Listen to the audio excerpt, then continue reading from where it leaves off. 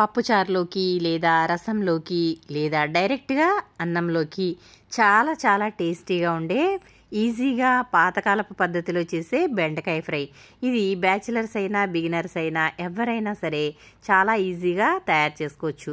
మరి ఇది ఏ విధంగా తయారు చేసుకోవాలో చూసేద్దామా? Welcome back to my channel.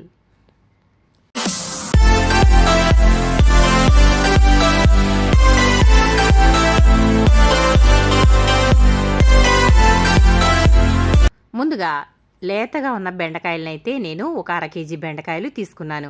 ఇవి చాలా లేతగా ఉంటే మనకి ఫ్రై అనేది చాలా బాగుంటుందని గుర్తుంచుకోండి. బెండకాయల పైన నూగు అనేది ఉంటుంది కాబట్టి ఈ విధంగా నీళ్ళలో వేసి చేతితో రుద్దుతూ శుభ్రంగా కడుక్కోవాలి. కడుక్కున్న తర్వాత వాటర్ అనేవి అస్సలు లేకుండా వీటిని ఒక గిన్నెలో అయితే పెట్టుకోవాలి.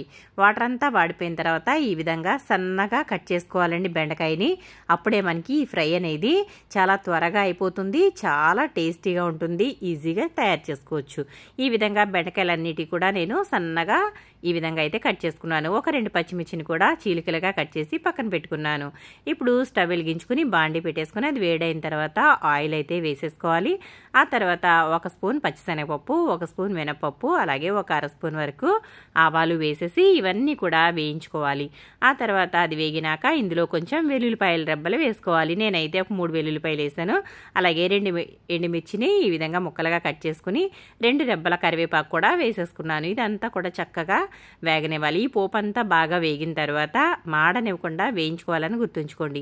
ఇదంతా కూడా చక్కగా వేగిపోయిన తర్వాత మనం కట్ చేసి పెట్టుకున్న పచ్చిమిర్చి ముక్కలు అయితే ముందుగా అవి వేసేసుకుందాము. ఇవి కొంచెం వేగుతాయి కదా, ఇప్పుడు మనం కట్ చేసి పెట్టుకున్న బెండకాయ ముక్కలు కూడా వేసేసుకోవాలి. బెండకాయ సన్నగా ఉండడం వల్ల ఫ్రై అనేది చాలా బాగుంటుంది.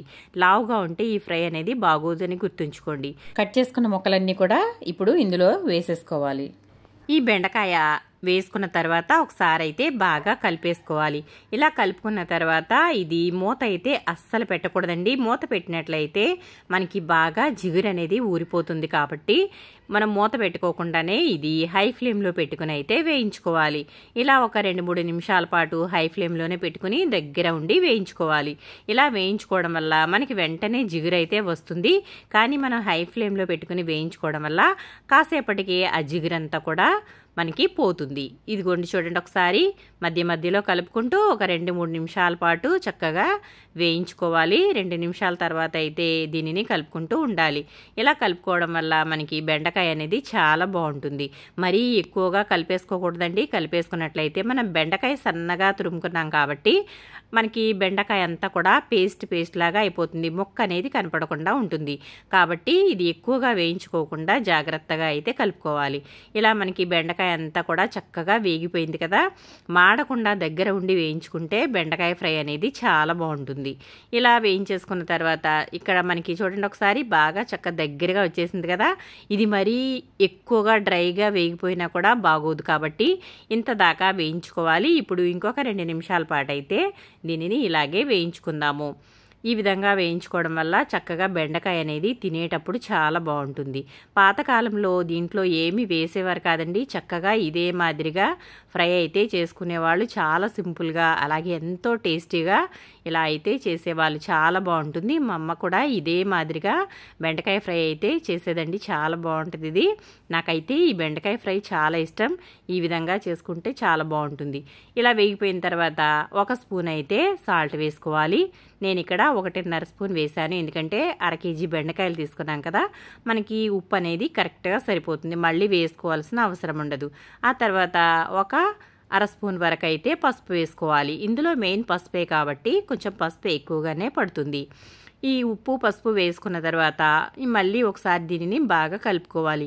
కలిపేటప్పుడు చాలా జాగ్రత్తగా కలుపుకోవాలి. ఇది మనకి పొడి పొడిలాడుతూ చక్కగా ఉంది కాబట్టి ఈజీగా కలిసిపోతుంది. మనకి చూసారా, మూత పెట్టలేదు కాబట్టి ఎక్కడా జిగురు అనేది లేదు. అలాగే ముద్దగా కూడా అయిపోకుండా చక్కగా పొడి పొడిలాడుతూ ఉంది. ఇప్పుడు ఇదంతా కూడా చక్కగా పసుపు ఉప్పు బాగా కలిసేలాగా కలిపేసుకుంటే మన టేస్టీ బెండకాయ ఫ్రై అయితే రెడీ అయిపోయింది. ఇంతేనండి, చాలా సింపుల్గా ఇలా ఈజీగా తయారు చేసుకోవచ్చు. ఇంకా ఇందులో ఏమీ వేసుకోవాల్సిన అవసరం అయితే లేదు. చాలా టేస్టీగా ఉంటుంది. ఇంకా మరి బెండకాయ ఫ్రై అయితే మగ్గిపోయింది. స్టవ్ అయితే ఆఫ్ చేసేసాను. చూసారు కదా, చాలా సింపుల్గా ఈజీగా టేస్టీగా ఉండే బెండకాయ ఫ్రై బ్యాచిలర్స్ అయినా బిగినర్స్ అయినా చక్కగా చేసేసుకోవచ్చు. ఎవరైనా ఈజీగా చేసుకోవచ్చండి ఈ ప్రాసెస్లో అయితే. చూసారు కదా, జిగురు అనేది లేదు, ఎంత పొడిలాడుతూ ఉందో. మరి ఈ వీడియో నచ్చిందా? నచ్చితే కనుక లైక్ చేయండి, షేర్ చేయండి, సబ్స్క్రైబ్ చేయండి. ఇది రైస్లో కలుపుకుని తిన్నా బాగుంటుంది, అలాగే పప్పుచారులో కానీ రసంలో కానీ దేంట్లోకైనా సరే చాలా బాగుంటుంది. పక్కన స్టఫింగ్గా నంచుకుంటే చాలా బాగుంటుందండి. మీరు కూడా తప్పకుండా ట్రై చేయండి. ఇంకా మజ్జిగ చారులో అలాగే పచ్చిపులుసులో కూడా నంచుకుంటే చాలా బాగుంటుంది. మరి చూసారు కదా, చాలా సింపుల్గా ఎవరైనా ఈజీగా, ఈవెన్ మగవాళ్ళు కూడా చక్కగా ఈజీగా తయారు చేసుకోవచ్చండి. మరి ఈ విధంగా బెండకాయ ఫ్రై అయితే మీరు కూడా తప్పకుండా ట్రై చేయండి. మీకు ఏ విధంగా వచ్చిందో నాకు కమెంట్ సెక్షన్లో కమెంట్ పెట్టండి. నేనైతే ఇదిగోండి రైస్లోకి అయితే తింటున్నాను. టేస్ట్ అయితే మాత్రం వేరే లెవెల్లో ఉందండి. చాలా అంటే చాలా బాగుంది. రైస్లో కలుపుకుని తింటే ఆహా అద్దరిపోయిందండి. మరి ఈ విధంగా ఏమీ మసాలాలు అనేవి వాడకుండా సింపుల్గా ఈ విధంగా బెండకాయ ఫ్రై అయితే పొడిలాడుతూ తయారు చేసుకుంటే చాలా బాగుంటుంది. చూసారు కదా, జిగురు అనేది ఏమాత్రం లేదండి.